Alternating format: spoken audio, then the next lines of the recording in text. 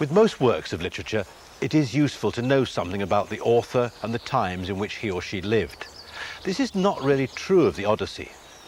Later Greek sources give us a few not very useful scraps of information about the poet Homer, who wrote the Odyssey and the Iliad around 700 BC. 7 cities claimed Homer as their citizen, and he's said to have been blind, although the richness of his visual imagery renders this doubtful.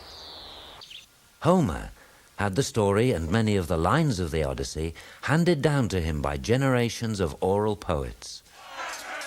They told of the siege of Troy and the wanderings of heroes like Odysseus in the years between these events, occurring around 1200 BC. It so happens that we have an example of such an oral poet in Book 8 of the Odyssey, when a blind singer, Demodocus, tells us various tales. She reft him of his eyes, but she gave him the sweet singing art. Pothinus set a silver-studded chair out for him in the middle of the feasters, propping it against a tall column, and the herald hung the clear lyre on a peg placed over his head, and showed him how to reach up with his hands and take it down, and set beside him a table and a fine basket, and beside him a cup to drink whenever his spirit desired it. They put forth their hands to the good things that lay ready before them. But when they had put away their desire for eating and drinking, the muse stirred the singer to sing the famous actions of men on that venture, whose fame goes up into the wide heaven. Oral poets like Demodocus could be found at the beginning of this century in the former Yugoslavia, singing without the aid of any written notes poems as long as the Iliad or the Odyssey about events in the 14th century. Like the Odyssey, such poems contained repeated lines. Then the thoughtful Telemachus said to her in answer, and repeated phrases, dawn with her rosy fingers, and grey-eyed Athene, which the oral poet needs for the creation of his poem, recited in long sittings with few pauses or breaks. Like the Odyssey, such poems contained digressions and discrepancies, inevitable when poems of such length are sung without the opportunity to check for coherence or relevance. Around the time of the discovery of writing, Homer welded together some disconnected oral lays into a grand literary design. In dealing with such a poem, we should not be concerned with complicated symbolic patterns, nor should we concentrate on particular words or phrases. Such sophistication is not helpful in a poem that originated from an oral tradition and is in any case inappropriate for a work studied in translation from its original Greek. But we can and do appreciate Homer's artistic design and moral philosophy. Well, the Odyssey certainly comes from an oral tradition, which we can tell by some of the features of oral composition, such as the use of formulae, set phrases, which occur whenever that essential idea has to be conveyed. We see this at the very small level of combinations of epithets and nouns, and we see it at the slightly larger level of typical scenes, which are repeated whenever a scene of that type has to be described, and we see it at a wider level in the use of typical themes, the disguised guest, the returning stranger, scenes of sacrifice, all that sort of thing. The Odyssey was divided into 24 books, corresponding to the 24 letters of the Greek alphabet, 400 years after its composition. This division is not the work of Homer, but is obviously convenient. We can note a more interesting division of the poem into 6 parts, each lasting 4 books.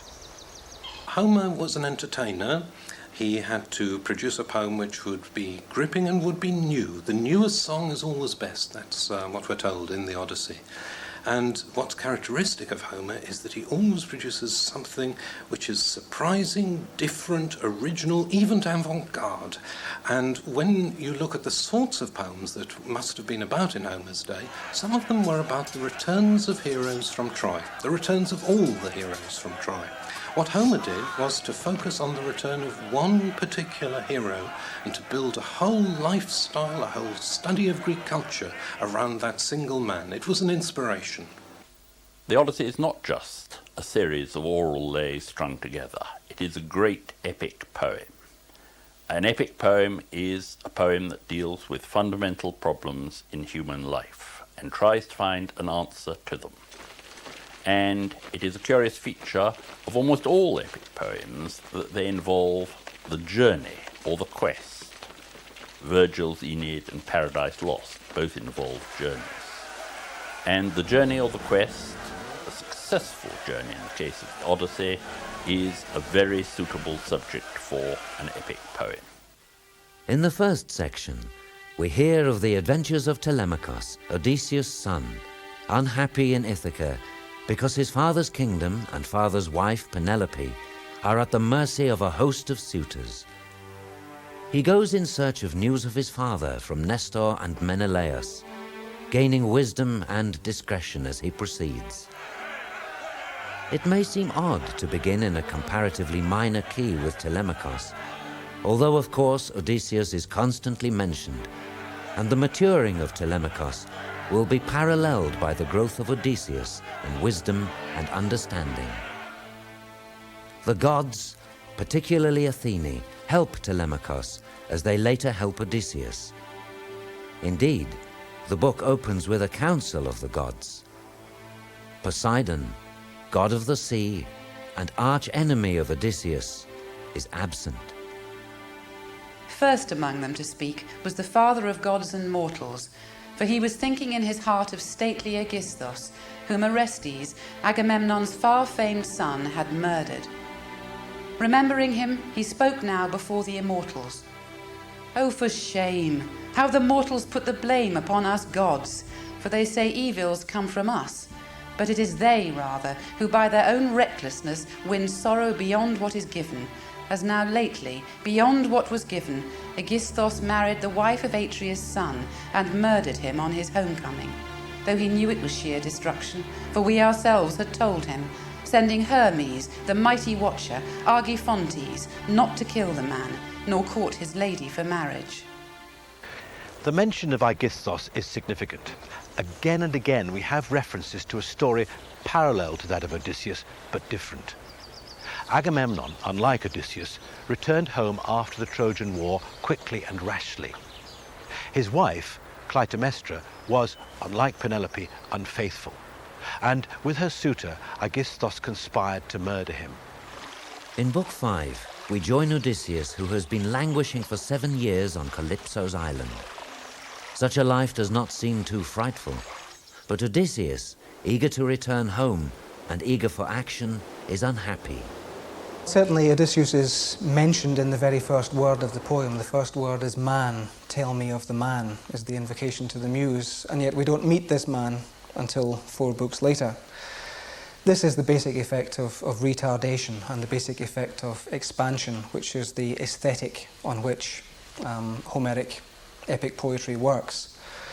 But also it allows us to see the gravity of the situation which Odysseus faces on his return. In the first 4 books we see the crisis that arises because Telemachus is now becoming a man and now has to do something about the situation of the suitors consuming his inheritance at Ithaca.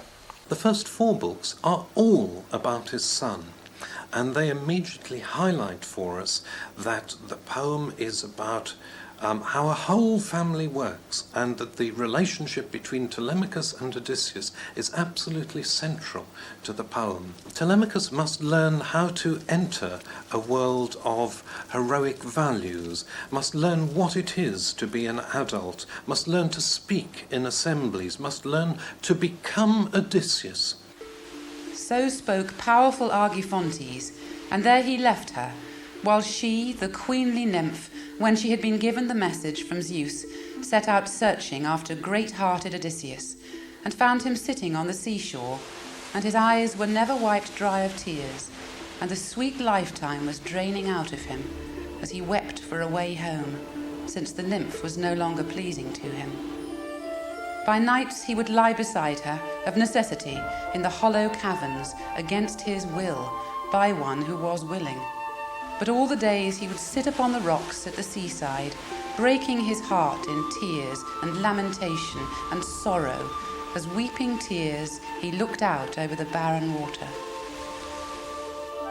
The gods, represented by Hermes, ask Calypso to release Odysseus, and obediently she helps him to build a raft, and Odysseus lands on the island of Phaeacia, where he meets Nausicaa, daughter of King Alcinous. Wisely, Odysseus avoids any romantic entanglement with Nausicaa, although he has not always been so cautious, and it is more than once hinted that Nausicaa is ripe for such a romance. Wisely, too, he avoids revealing his identity until he learns from Demodocus's songs that he is respected in Phaeacia. He only then tells the story of his adventures. Odysseus' account of his previous adventures in books 9 to 12 forms the best known and most exciting part of the Odyssey.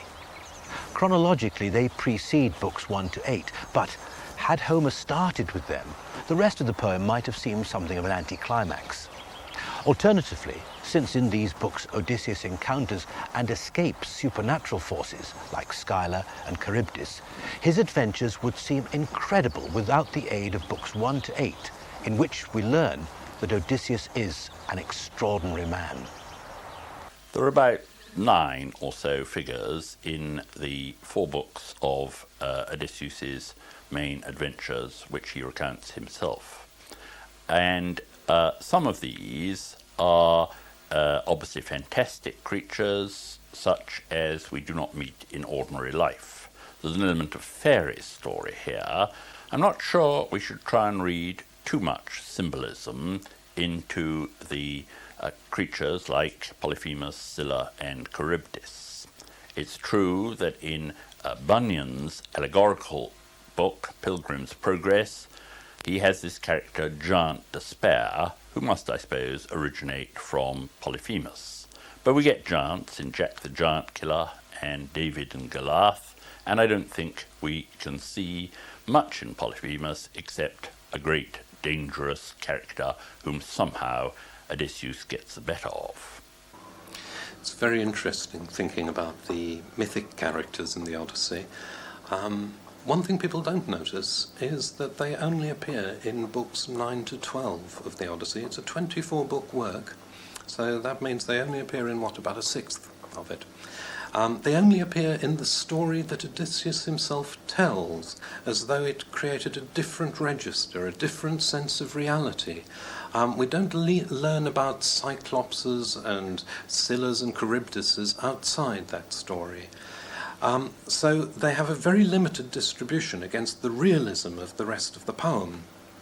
Now, if you look at the monsters themselves, they are part of Odysseus' account of how he qualified to be the hero that is worth knowing about. So he is the man that survived the dangers which they posed, whereas others didn't. Notably, his comrades didn't. We're told on the first page of the poem that he's striving for his own return and the return of his comrades, but those comrades never make it, and it's their fault. Homer has created lots of tantalizing situations, very entertaining, yes, but they give a sense of meaning something. It means something that Odysseus endures and overcomes all temptations. And it means something that he knew how to resist the cattle of the sun, but his comrades did not. That he knew that the bag of the wind should not be opened, and it was only when he fell asleep through a moment's inattention that the whole thing came to bits. Although Odysseus recounts his own story, and we are usually the heroes of stories we tell, he appears in a less admirable light in these books than in the rest of the poem.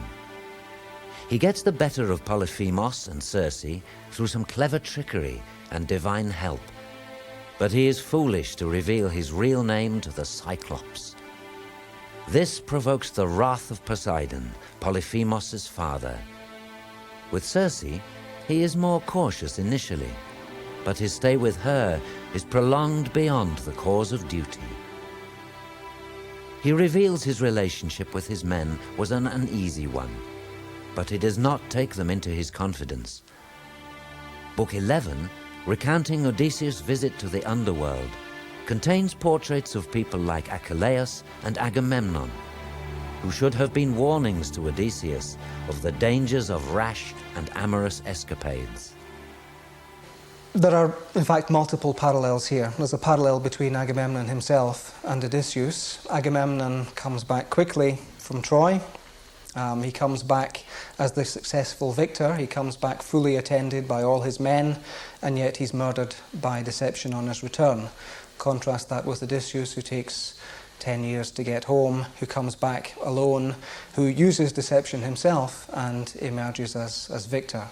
So Odysseus obviously learns from Agamemnon's mistakes. There's a contrast in style of return, a contrast in their manner and their tactics based on the parallelism of the two stories.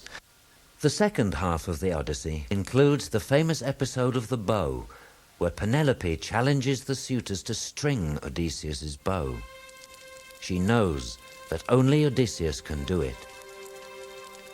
The moving scenes when Odysseus reveals himself first to his son in Book 16 and then to his wife in Book 23 are intimate and powerful. Both Telemachus and Penelope are cautious like Odysseus, and though initially skeptical, are eventually convinced. Their reunions are touching. Then in turn, long-suffering great Odysseus answered him, "No, I am not a god. Why liken me to the immortals?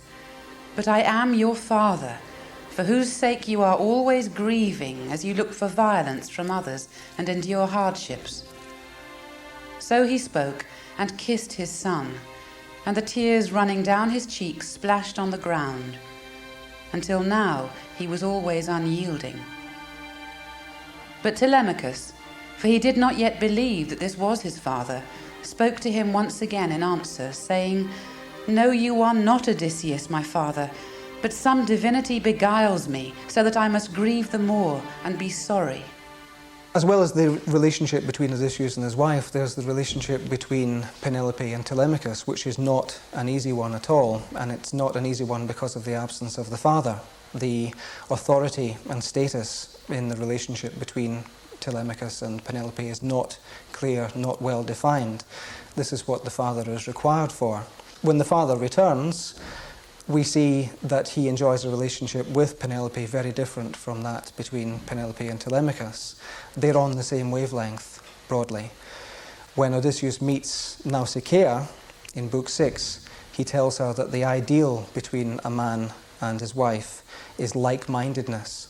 And this is very much what Penelope and Odysseus demonstrate. Penelope is an extraordinary figure. Penelope is held up for comparison against another woman in Greek mythology, Clytemnestra. Clytemnestra is celebrated for having slaughtered her husband Agamemnon and having been unfaithful to him. Odysseus meets Agamemnon in the underworld, and Agamemnon draws the comparison between Clytemnestra and Penelope, saying that all women are a bad thing, but there is Penelope. So he spoke, and her knees and the heart within her went slack as she recognized the clear proofs that Odysseus had given. But then she burst into tears and ran straight to him, throwing her arms around the neck of Odysseus, and kissed his head, saying, "Do not be angry with me, Odysseus, since beyond other men you have the most understanding.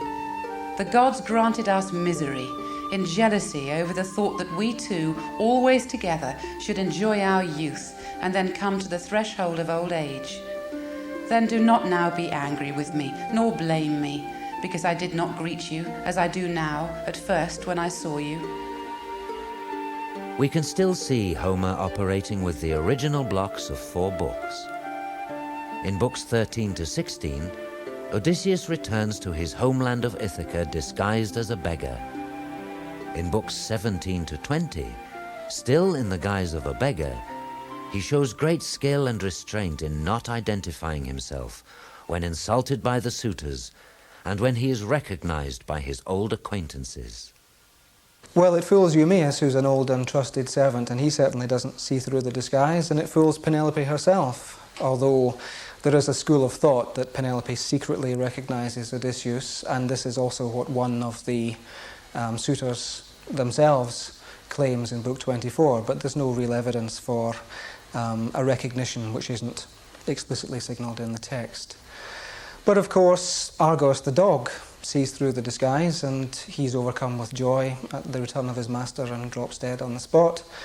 And Eurycleia, the faithful old nurse, sees through the disguise. Okay, Odysseus is naked by this stage and he's being washed, but still, as well as the physical disguise of the rags, he's been made to look different by Athena as well. So you would think that she shouldn't recognise him, but she does. In books 21 to 24, we have the contest of the bow, its savage outcome with the murder of the suitors, and the reunion of Penelope and Odysseus are all shocking and tender respectively. Homer entices and thrills his audience after this magnificent climax in the shape of the suitors going into the underground, Odysseus' reunion with his father, and mini-battle between his supporters and the friends of the suitors. The Odyssey is the first and greatest story of a successful quest, and should have ended when the hero, against all odds, had reached his goal. Odysseus is admirable, if not totally so. Brave, resourceful, cunning and determined. He makes mistakes, but is prepared to learn from them. We note, for instance, his control of his tiny force against the suitors, contrasting with his previous treatment of his men. Telemachus makes a mistake and leaves a door open, which reveals Penelope's deception of the suitors, and Odysseus wastes no time in recrimination. We note his brilliant mixture of planning and improvisation in turning the contest of the bow to his own advantage. He is, of course, helped by Athene, but it is sometimes difficult to distinguish between the goddess of wisdom and Odysseus' own quick wits as the source of his inspiration. As well as having a protectress in Athena, Odysseus has an enemy, a personal enemy in one of the gods, namely Poseidon. And this is for purely personal reasons, because of the fact that Odysseus blinded the son of Poseidon, Polyphemus the Cyclops. So he's constantly trying to frustrate Odysseus' return. Athena's constantly trying to promote his return. He has one divine enemy, one divine friend. The relationship of Athene and Odysseus is very interesting. It's very close. It's hard for us to define that closeness without importing some sort of, I suppose in a modern circumstance, you'd import some sort of sexual content to it. However, when you look at it, they behave like old pals, and the key moment is that moment in Book 13 when Athene is talking to Odysseus and reviling him for just having told her a pack of lies, and he realises at that moment that it was Athene, and of course protests that she hasn't helped him enough. An astonishing thing to say to your protecting divinity when finally it makes itself known.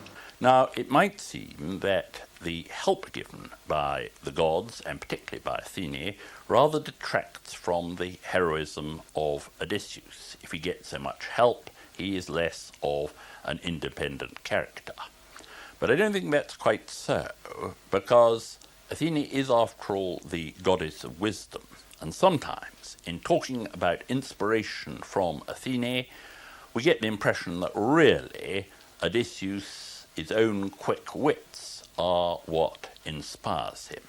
And I think, in fact, we can read this book without too much worry about these gods coming heavily on and off the stage. We can read it just as a story of human ingenuity.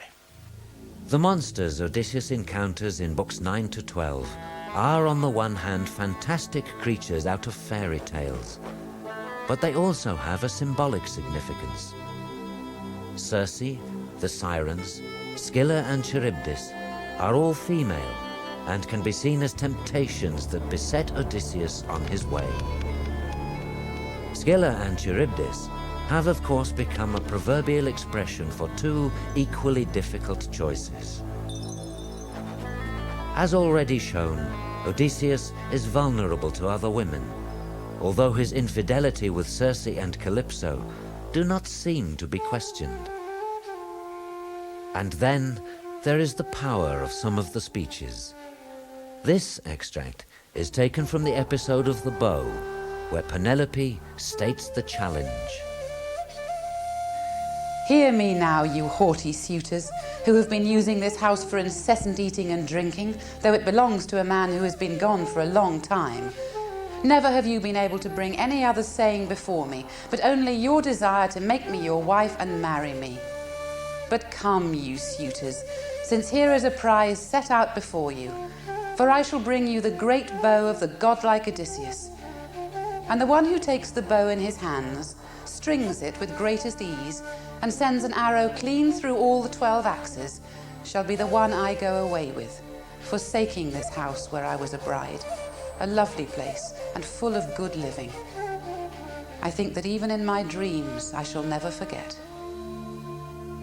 But the thought that one day it will be a pleasure to remember even the bad times on a journey is one to comfort travelers at all times. And then there is the sad lament of Achilles to the effect that all of his heroism is pointless now that he is dead. So I spoke, and he in turn said to me in answer, O shining Odysseus, never try to console me for dying. I would rather follow the plough as thrall to another man, one with no land allotted to him and not much to live on, than be a king over all the perished dead. The message of the Odyssey, that it is important to stay alive, is clearly a valuable one, rather different from the message of the Iliad, where heroism is so important. But the Odyssey, with its sense of fun and of excitement, does show us also that life is worth living. Experts on the Odyssey often point to the use of continuing themes in the poem. So, for instance, you're always coming across the theme of xenia, of guest friendship. And at first sight, it can be rather puzzling that this should be a theme to write a 24-book epic about how you treat strangers, how you should ask them questions when they've just had dinner, how it is impolite if you are a one-eyed monster to eat your guests, and even more impolite to eat them raw. And through all this theme and variations, all these different little situations, piece by piece, a whole story is built up of how society really works, how people can live together, what the real values are that bond people together. I'm not sure that it wants specifically to give us a message as such, but it is very much an exemplary sort of poem. Odysseus is an example to the audience and the readership of the poem. And he is so in a way which is rather different from the characters of the Iliad. He's an example of a type of heroism that relies on perseverance, symbolised by his clinging to this plank after he's shipwrecked. He holds on for dear life, and he always does throughout the poem. And also self-control is his other main characteristic. And the reason that he is persevering and self-controlled is that he wants to get home, and he wants to get home to his house and his wife.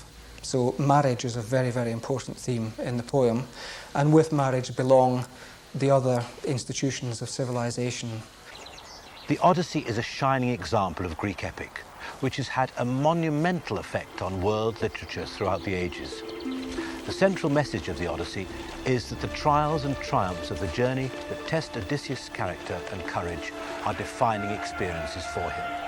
As such, they become much more important than the reason for his trip or even his safe arrival home. From Beowulf to El Cid to the modern-day road movie, the epic quest or odyssey of our heroes has been a focus for entertainment and self-discovery for every generation.